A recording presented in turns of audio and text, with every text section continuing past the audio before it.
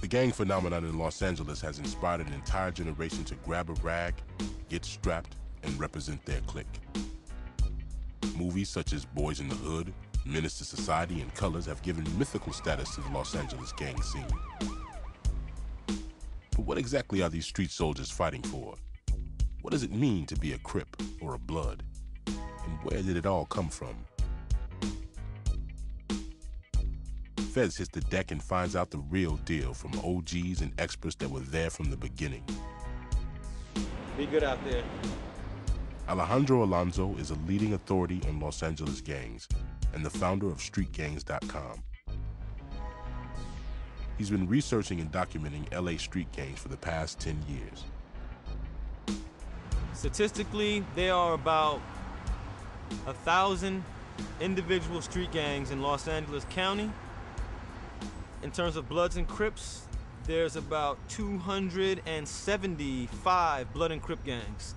That breaks down to about 200 Crip gangs and about 75 Blood gangs. All the gangs together in LA County come out to between 100 and 150,000 members.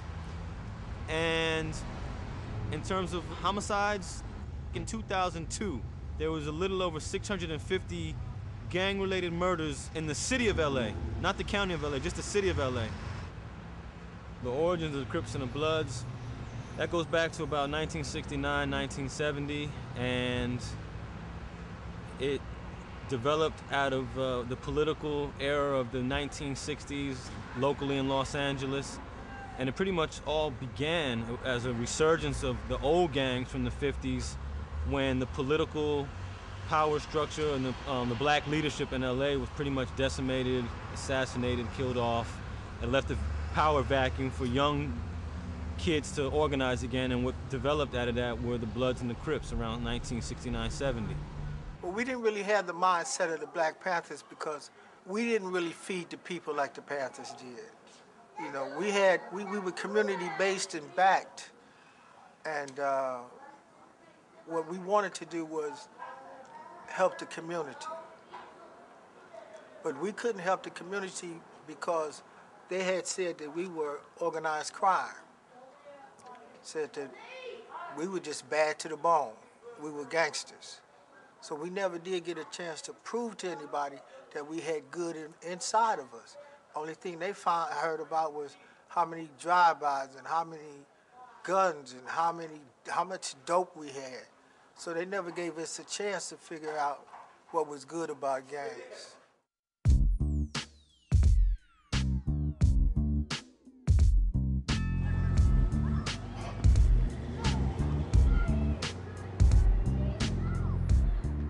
The Jungle, setting of the 2002 film Training Day and home to a triple OG that GQ magazine called the man that helped introduce crack cocaine to America.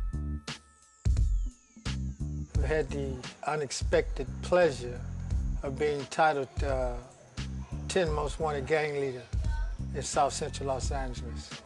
I did that for a couple of years. Right now, I run my own company. I'm the CEO of my own company called Sidewalk University.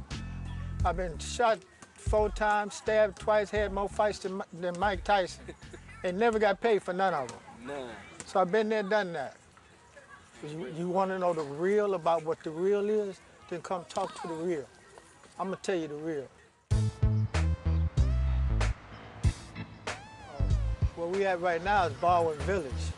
It's the jungle. It's one of the communities in California.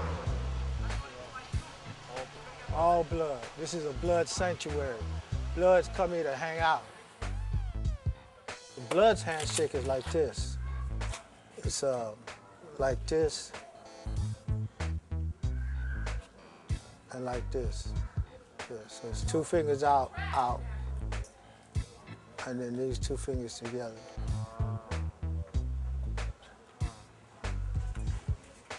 Now, I'll tell you something that's funny, is that everybody in the beginning of this wore blue rags. Everybody. So we had to find a way that would distinguish ourselves from the Crip. The way we did that was by a red rag. The red rag symbolizes the blood that we have shed. The white that's in the red symbolizes the celestial bodies, the stars, the heavenly bodies. And the black represented us as black people. This is a picture of my brother.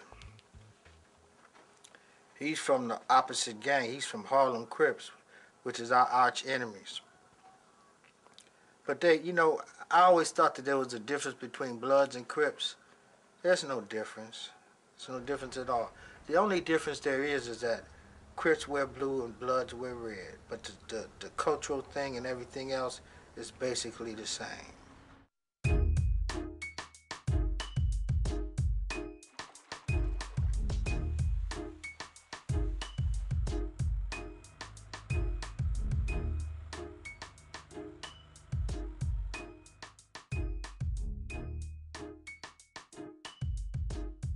Down in the valley on Sepulveda Boulevard, what seems like a million miles away from the jungle, a former pimp and true OG, Mike Conception, sheds light on the other side.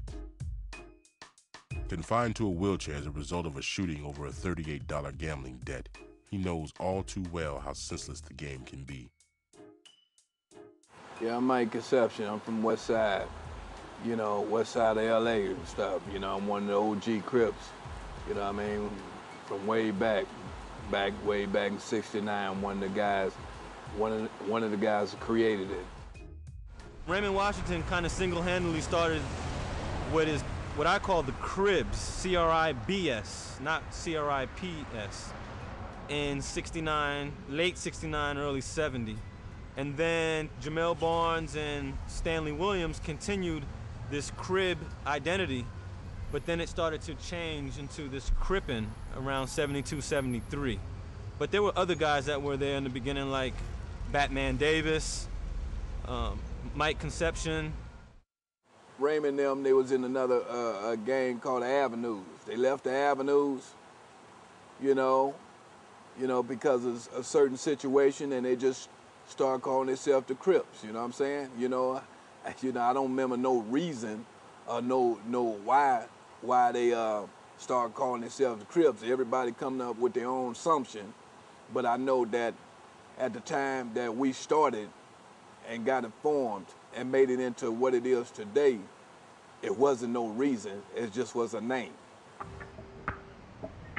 The first casualty in this long war happened at this Hollywood nightclub in the early '70s.